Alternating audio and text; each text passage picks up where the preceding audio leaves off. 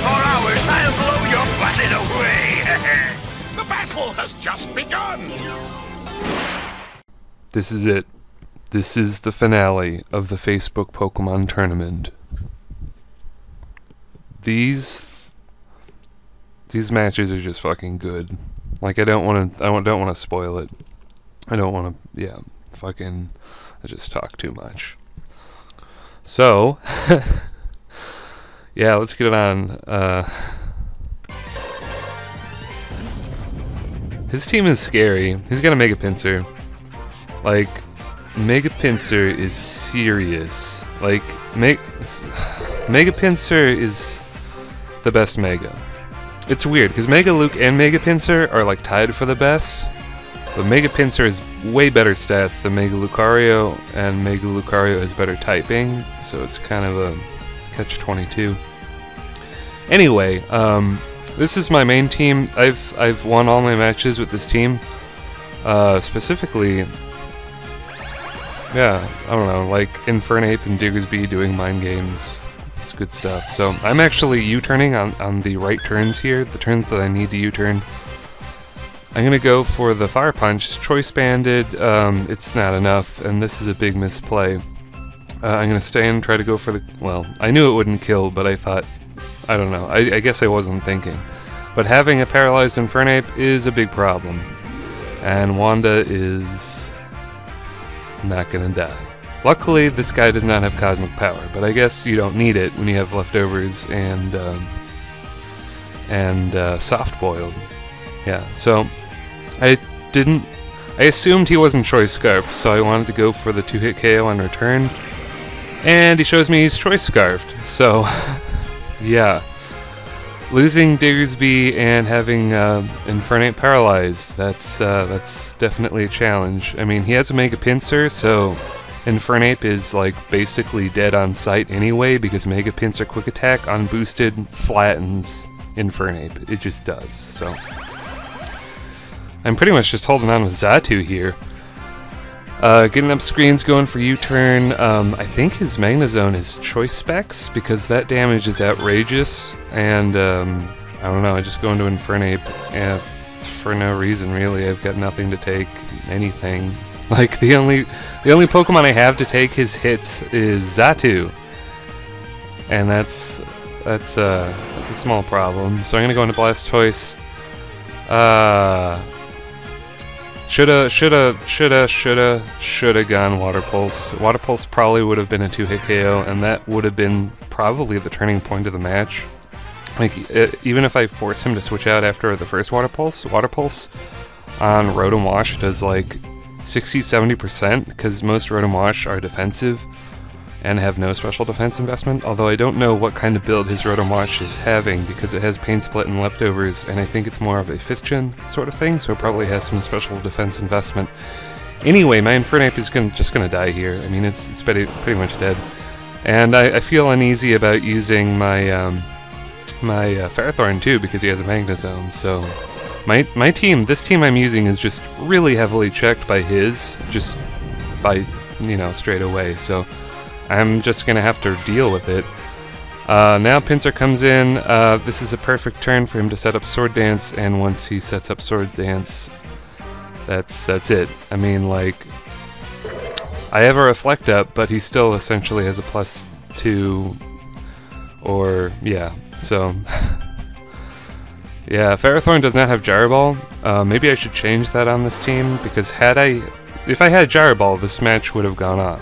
Like, I probably would have been able to do actually a lot of stuff, but because I have Power Whip instead, it's a problem. So maybe I should change up my Ferrothorn set. It is Spikes, Leech Seed,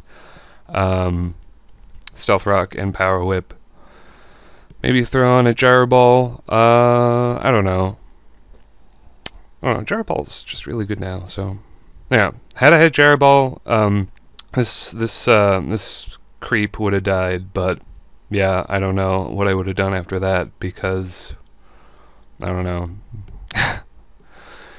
Yeah, I could go on and on, but yeah, he's gonna beat me first match. This put me in a horrible funk. I mean, I was flattened 5-0, and like, yeah, See, it's a thing. This is really weird because I believe this team is the best team I have, and it has gotten me the best matches so far. But my other team with Mega Aggron, for some reason I can't explain, performs excellently well on Showdown. Maybe I'm just not giving it enough credit. Maybe it is really good and I'm just full of shit. Because I have to switch teams now. He's going to go to a different team, and I'm going to go to a different team. I told him I only have 2 teams. He told me he had like 95, so that's pretty intimidating. But this guy is an honorable opponent, even though I was I was really being a bad sport about it, as usual. He's not going to pull out any third team I haven't seen. We're just going to stick to 2 teams, and yeah, this is the next match. This is my second team, his second team, and let's just see what happens. So he's going to be on this side, I'm going to be on this side. I'm going to lead with Dragonite, and I'm going to expect the Togekiss switch, go into Rotom Heat, and now this gives me a chance to go for Trick. I was hoping his Tyranitar was not a Mega Tyranitar. For a second there, I thought we both had Choice Scarf, and yeah, like, as I switched out into Aggron, I thought we both had Choice Scarf, but no, he has a Mega Stone, so that's why it failed. I was very confused by that. But Mega Aggron is going to pull out the stops. After showing him Earthquake, I'm going to switch it up, go for Heavy Slam. That's a 1-hit KO on Gengar. So I have some incredible momentum. Now I'm going to go for Trick on his Garchomp and make him Scarf Locked into Stealth Rocks. So the shoe is really on the other foot in this match because my team checks his. He's got 3 things weak to Fairy, and I mean, he's got 2 dragons. That's just begging for some Fairy action.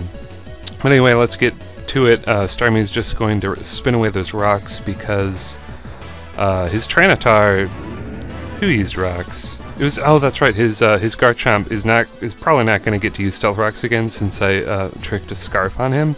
Now Trevenant is going to get a free switch since Starmie died spinning as it does, which, you know, it's a worthy cause. Keeps Dragonite healthy. So I'm going to go for Phantom Force like a dummy. Tyranitar is just going to go for Dragon Dance. I'm just kind of stalling for Citrus Berry. I think I get it right now. If I had some really unlucky coin flips, I would have had to go for a lot of protects. But I'm getting pretty lucky. I think I get it almost every time. I don't get it this turn, so I'm gonna have to go for the protect. But it simultaneously kills the Tyranitar because he has Ghost Curse. So yeah, his Mega is down. I'm down to 1% because of the Sandstorm damage, and then the Citrus Berry comes back. So Trevenant effectively does a lot. So now I'm gonna switch into Dragonite, and yeah, what do? I go for Dragon Claw, and then I go for Extreme Speed, and that Extreme Speed does really good damage. Now I'm going to predict his switch into Ferrothorn because I thought he would want to kill me with Iron Barbs, and I predict correctly, get a critical hit on the Ferrothorn, and Ferrothorn is dead. And then I get a critical hit. I get a double critical hit on the Togekiss. So I had 55 horseshoes up my ass that day. Like, I don't know. I would have been fine without critting. Because, I don't know, they definitely helped. Anyway, now Florges can switch into a Draco Meteor. His last Pokemon is a dragon he locked himself into Fire Blast just as a joke, and that's going to be that match. So very, very intense. The first 2 matches are extremely intense, and I just 5-0 him in return with this team, which he was not prepared for in the slightest. And his team is a little very weak. Although Tyranitar doesn't really count because of the Sandstorm boost, he can probably take a Moonblast just fine. But anyway, that's the second match. I won 1, so we're gonna have to go to a tiebreaker, and this is oh, that's the last match. Fuck me. This is the most intense shit I have ever played. Like, it's orgasm Pokemon time. I just can't. This match is crazy. These in series of matches, I'm just gonna have to upload them straight away. But anyway, let's just get to it.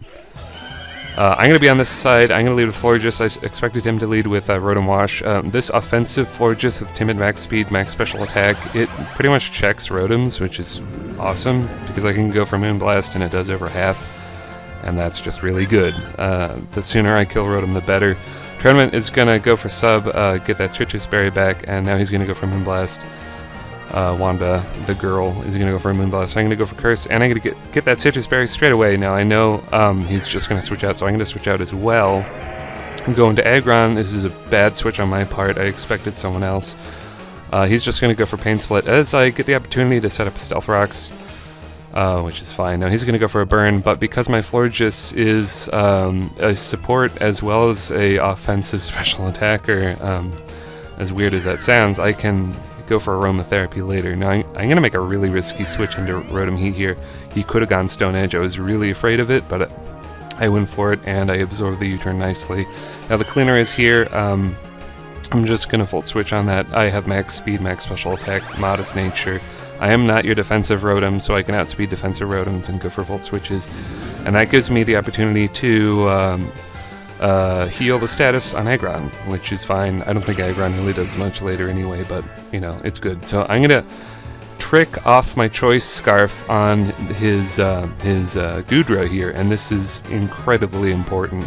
That Assault Vest is gone. Now I have an Assault Vest, and Assault Vest on a Rotom Heat is actually pretty cool.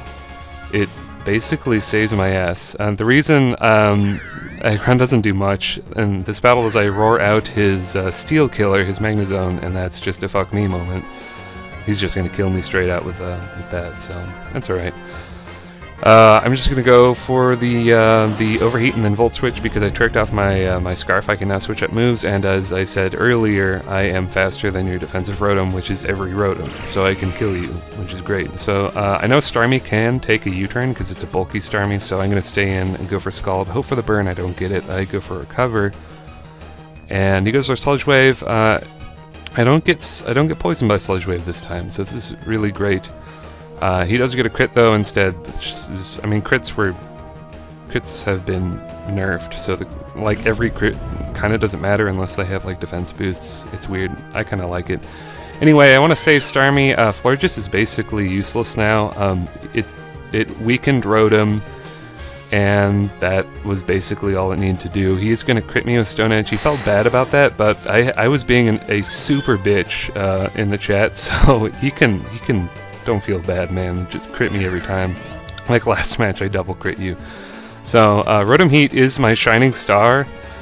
I'm just trying to do a Game of Thrones quote here, but I can't really do it. I'm gonna bait him to switch out and go for the Overheat and take out his Elandris T.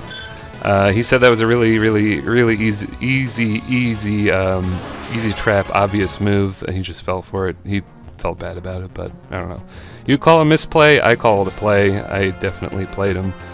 Now I have to deal with Wanda. It's back at full health, and he lowered my special attack with Moonblast, because if you didn't know, Moonblast has a 30% chance to lower your special attack by 1 stage, which is kind of bullshit, so I can't damage it. All I can do is hope for it to be damaged while it kills me, so I can bring in someone to threaten it. And the only thing I have to threaten it is Rotom Heat, because it has the Assault Vest and it resists Fairy moves. So I basically have created a check throughout this long match, a check to his team that wouldn't have existed if I didn't trick off his Assault Vest. So that single turn is just crazy. So his ground type is gone. I'm free to just go Thunderbolt every turn. I'm hoping for a crit or a para. I would much rather have a para. I'm going to get super lucky again and not get a special attack drop. Not that it would have mattered since he's just using Soft Boiled over and over. Like, even a crit would not do it. He would just do Soft Boiled instead. So, yeah, he's going to go for it again. I'm going to get super lucky. I have like 15,000 horseshoes up my asshole. It's really uncomfortable, but it allows me to avoid the special attack drop. And I'm going to get the para, and now I'm going to go for Overheat. Someone in the chat said I didn't need to go for overheat, but I just wanted to in case that I got like a min roll on damage and he survived, because I really wanted that Clefable fucking dead. So, Rotom's just going to be Death Fodder, went for Volt Switch on the off chance he wanted to Sword Dance. That would have been the best opportunity, but he knows this, so he's just going to kill off my Rotom, and that gives me a chance to bring in Dragonite. And because he didn't use Stealth Rock, I'm going to have my Multiscale, which means I can absorb that Aerialate boosted return attack, which, yeah, that's a huge chunk. I can absorb that and then go for the Extreme Speed. Dragonite, you just need him. You just need him. Like, it's ridiculous. Like, Dragonite has taken out Mega Lucario in the past, and I just took out a Mega Pinsir, and those are the two best Megas in the game. In my earlier match, I thought that I might have done better because I had Stealth Rock up, but the fact of the matter is, you can switch in and Mega Evolve, and you'll only take, like, minimal Stealth Rock damage, and then you can boost up and then just sweep. But, yeah, I wanted to go on a big rant about Mega Evolutions, but I think this match is long enough as it is. So, tell me what you think about these matches. I think they're easily the most intense matches I've had. So, if you enjoy them as much as I did, comment, like, and subscribe, and I will see you later, YouTube.